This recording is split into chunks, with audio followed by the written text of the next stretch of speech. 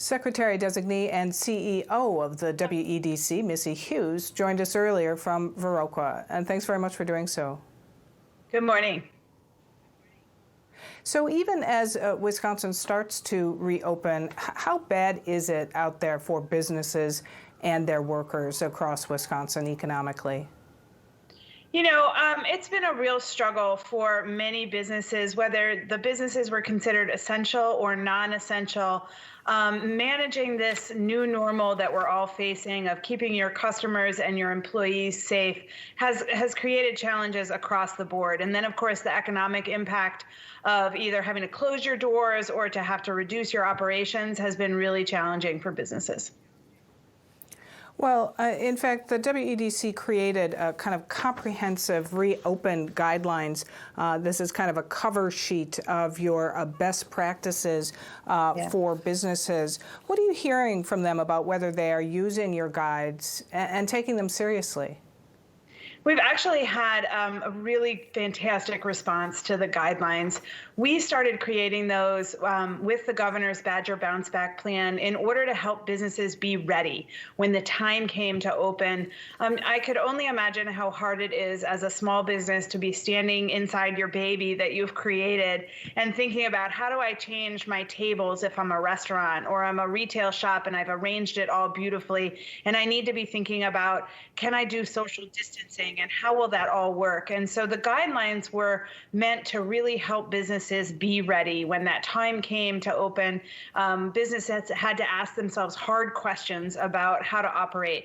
And the guidelines were meant to help kind of walk through that process. Because of the Supreme Court's ruling with Safer at Home, we needed to, speed that process up. And I'm glad the guidelines were there to help businesses. You have specific guidelines across industries, but you also have kind of a set of general guidelines. What are those? The general guidelines are really kind of your first foray into how to address your business. So thinking about social distancing, cleaning and disinfecting on a regular basis. What are those high touch areas that need to be taken care of? Should my employees be wearing masks? How do you work through all of that? And then questions like, what happens if one of my employees gets sick? What should I do about that? And so the general guidelines are really meant to help you kind of approach that initial set of questions. And then for specific businesses like hairstylists or restaurants, construction, we have other ideas and thoughts that you might want to consider. So you just mentioned that employers are encouraged to tell employees who are sick to stay home, but are employers required to provide sick leave? One of the things that started just as we entered into this process was paid leave for employees. And so lots of employers have taken that up because they want to make sure that they have a plan in place. So they want to encourage their employees to, say, hey, I'm not feeling well, so that their employees stay home. Employers are also encouraged under the guidelines to provide personal protective equipment to their workers. But are there enough stocks of those out there right now for employers to provide that? Yeah, one of the things that we have heard from employers is challenges in finding the right equipment, whether it's masks or gloves or plexiglass. So one of the things that we've done at WEDC is stand up our Wisconsin Supplier Network to be a location where you can resource PPE. So we've had the Wisconsin Supplier Network for a number of years to connect businesses to businesses along the supply chain.